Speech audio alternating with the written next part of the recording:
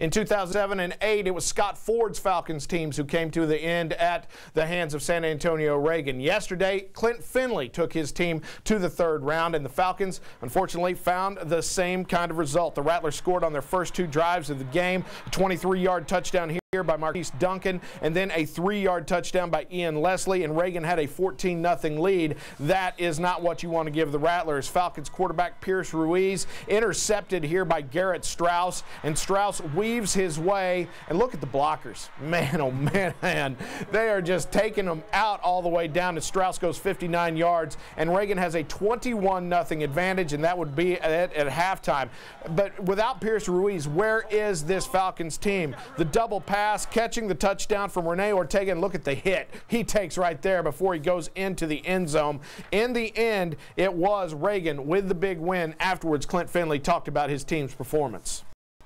It was a great season. We had a bunch of young kids get into playoff games. Our JVers got into play in 2 of our playoff games, and you know that's going to make the next Friday night just a little bit less big. And I think they're going to have a little.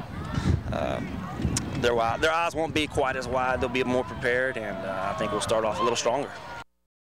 And Finley sounds pretty optimistic about the future there, Joe. Likes what he sees from this team coming back next year. Well, again, he's got numbers. He's got a lot of kids out there playing the game, and he's got them working in the weight room, and he does have some size. You look at the disparity between the speed and the quickness and athleticism, and then you got to factor in size. And he had some size, and he's got some size coming back to build from. Get some skill players in there, though, and get ready to. But, yeah, I like him.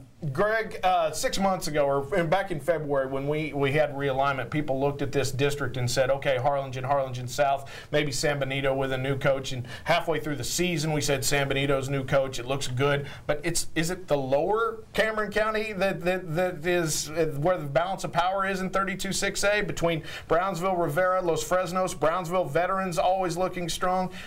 We got half a county going up against each other here. Where is the balance of power? Right, it's crazy to try to put a finger on it because you look at even the end of the season standings. We have a 5-way tie for first, something like that. So it's so hard to say who's ahead or who's behind at this point. But a team that stood out to me, I think, is Los Fresnos. I like what they do, just in terms of the size and the strength on that offensive line and up front. And I think, you saw that doesn't necessarily match up at this point in the year, but in general, I like that, and I think they're one of the teams to beat in that district going forward. They'll need to find a new quarterback. Pierce Ruiz, after a fantastic senior season, will be graduating this year. We are coming right back on Sunday Sports Extra. We're going to talk about our games of the year.